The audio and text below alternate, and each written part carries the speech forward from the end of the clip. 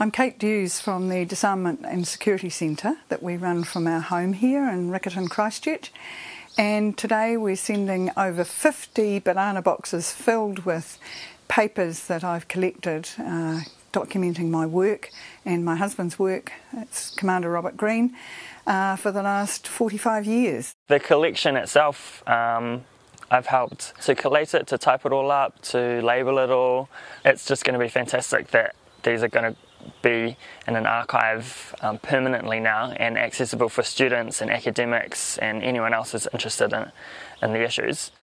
I had got caught up in the anti-nuclear movement in UK during the first Gulf War, and I heard about this young Kiwi mum who had come to UK to mobilise the rather burned out anti-nuclear movement to support her crazy campaign to take nuclear weapons to the International Court of Justice in The Hague.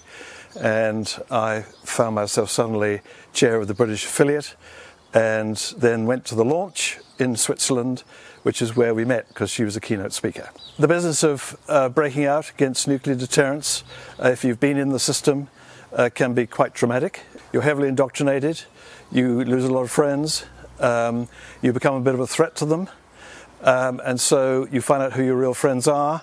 But I found sanctuary here in this nuclear-free country as far as I could be from UK. And I think the other issue was that my beloved aunt, Hilda Murrell, was murdered in UK. She was an anti-nuclear campaigner, and this radicalised me.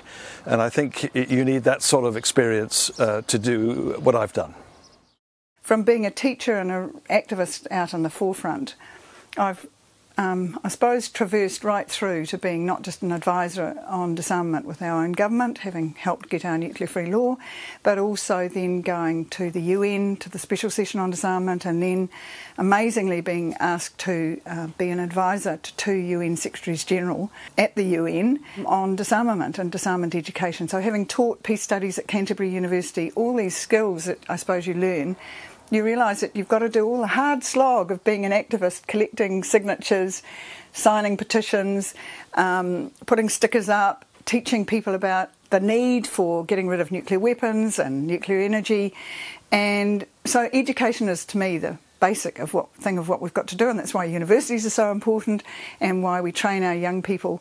And that's why those pieces of paper are really important that are in these documents, because they inspire future generations that actually this is how the old people did it, and this is what I learned when I was their age, that actually a lot of people came before us, they inspired me to continue, and now I hope that these papers and the photographs and the videos and the banners that we've got will actually continue to be used by the next generation.